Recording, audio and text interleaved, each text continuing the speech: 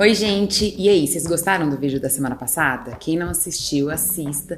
A gente falou sobre a relação entre inteligência emocional e inteligência intelectual. E hoje a gente vai falar sobre a importância da comunicação.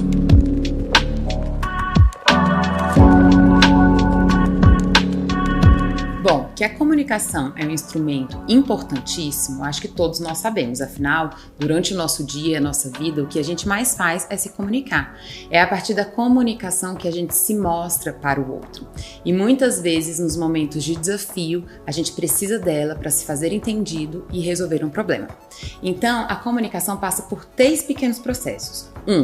A gente entender, ou seja, a gente se conectar com a nossa demanda interna, que seja uma emoção, uma necessidade, uma opinião, uma ideia. O segundo ponto é expressar isso, né? Ou seja, como que eu vou colocar isso? E o terceiro ponto é o outro. Como que o outro vai absorver isso? Então, nesse processo entre eu sentir, conectar e expressar e o outro absorver, podem acontecer alguns ruídos e alguns problemas, e eu vou dar algumas dicas sobre isso hoje. Então, gente, desenvolver essa que é uma habilidade fundamental na vida é muito importante. Quando eu falo sobre a gente se conectar, que é talvez o primeiro processo, fala sobre a gente não estar confuso sobre o que a gente sente, o que a gente pensa, o que a gente precisa, porque isso vai ajudar a trazer mais funcionalidade na expressão. Já quando a gente expressa, 2 pontos precisam estar bem atendidos para que essa expressão seja mais funcional possível.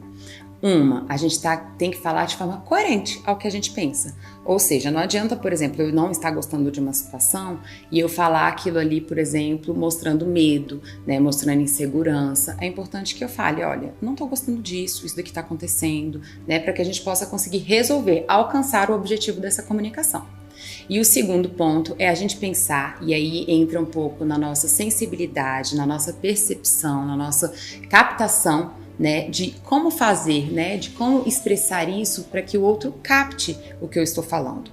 Então, por exemplo, na mesma coisa da raiva, a gente tem que estar atento para a gente não entrar num processo, por exemplo, agressivo. Porque quando a gente fala de forma agressiva, né, numa situação que a gente não está gostando, numa situação que a gente precisa colocar limite, com os adultos, eles entram num mecanismo de defesa, um bloqueio. Então, imediatamente aquela pessoa para de te ouvir. E com a criança, ela entra imediatamente num medo.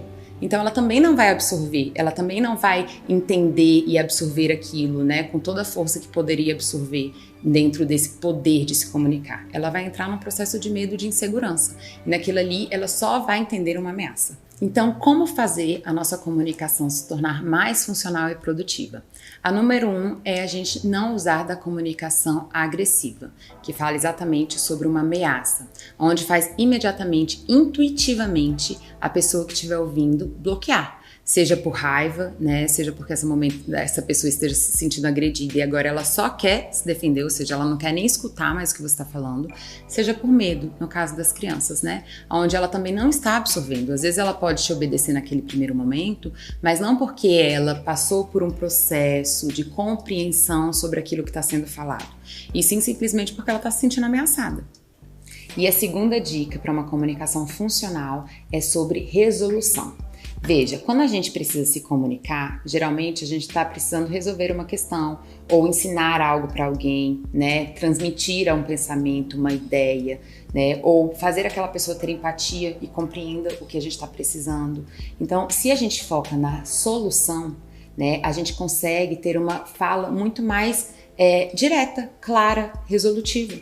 Né? Se a gente consegue entender o que eu estou precisando, né? Qual é o objetivo dessa fala, o que eu quero que essa pessoa alcance. Se a gente tem uma ideia resolutiva, isso ajuda muito, porque muitas vezes, né, tomados de emoção, e seja tristeza, raiva e até alegria, né, ou até afeto, a gente pode fazer uma comunicação não muito funcional, que quer dizer o quê? Ela não é resolutiva. Às vezes ela está muito mais focada no problema, né, muito mais focado na emoção do que na comunicação, na resolução, né, em como que o outro pode me ajudar ou me compreender nesse processo. E aí a gente entra num ponto muito importante, né, para os pais e cuidadores, que é a comunicação entre família e escola.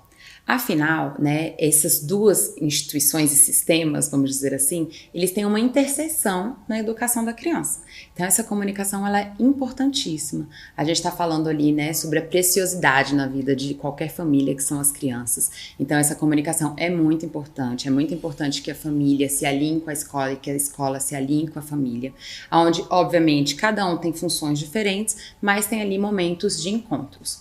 Então, é muito importante para que a gente tenha ganhos, para que a criança tenha ganhos nesse processo, né? Alinhar de forma com uma comunicação construtiva, funcional. Ou seja, tanto a escola saber o que precisa comunicar ao pai, etc., né? E como fazer isso, como os pais também identificarem o que eles estão sentindo, o que eles estão precisando, para que eles possam gerar uma comunicação ainda mais funcional. Nesse processo, né, de adaptação, de retorno às aulas, é muito natural que as nossas emoções fiquem mais à flor da pele, que a gente fique mais em contato com o nosso estado emocional. Afinal, várias coisas podem ser uma ameaça, podem atender como uma ameaça. Então, mais do que nunca, a gente precisa, né, dessa inteligência emocional, que é uma comunicação funcional, né, e efetiva, para que seja um retorno tranquilo para as crianças, para que seja um retorno convidativo e construtivo. Bom, uma frase que eu gosto muito para falar sobre esse tema é a seguinte: o maior problema da comunicação é que muitas vezes não ouvimos para compreender, ouvimos para responder. Bom, então vamos todos com uma intenção, né? Que é a intenção construtiva para esse processo. Isso vai ajudar muito na comunicação família, escola e criança. E semana que vem vamos falar sobre o mundo emocional da criança, um tema importantíssimo nesse processo educacional.